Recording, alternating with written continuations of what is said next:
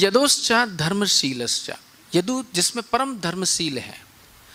चंद्रवंश का वर्णन कर रहे हैं। चंद्रवंश में परम प्रतापी जो यदुवंश हुआ उसी में ही भगवान कृष्ण जन्मे हैं। तो यदु के विषय में कहा गया है, सभी लोग ये प्रश्न जानते हैं कि ययाति के 5 पुत्र हुए थे, है ना, तुरु, बुरु, अनु और यदु, और सबसे जो छोटे थे वो पुरु थे।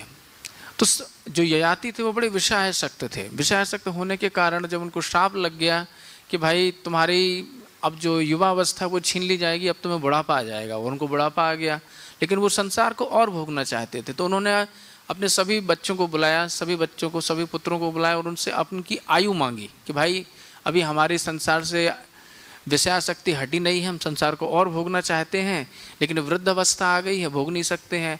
आप लोग जितने भी हमारे पुत्र हैं सब लोग अपनी अपनी आयु दे दो। सबने मना कर दिया है। यदु सबसे बड़े थे, उन्होंने सबसे पहले मना किया। मना क्यों किया?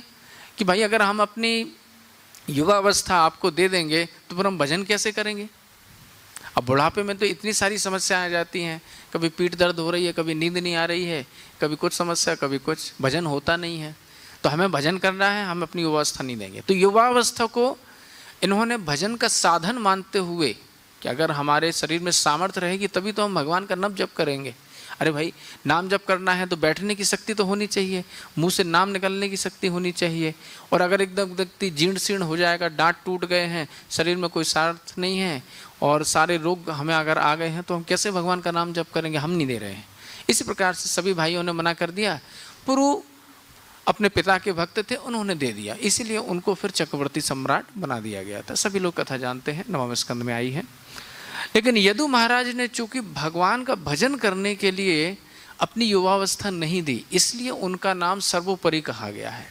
कहा भी गया है 9वें स्कंद के जहाँ पे चंद्रवंश प्रारंभ होता है कि यदुवंशम नरम श्रुत्वा सर्व पापे मुमुच्यते, कि यदुवंश को केवल सुन ले, भले यदुवंश की कथा नहीं सुने, केवल उनकी वंशावली का नाम सुन ले तो उसी से ही व्यक्ति सर्व पाप है प्रमुच्यते, बहुवचन का प्रयोग है कि 1-2 पाप नहीं, जितने भी पाप है उससे मुक्त हो जाता है।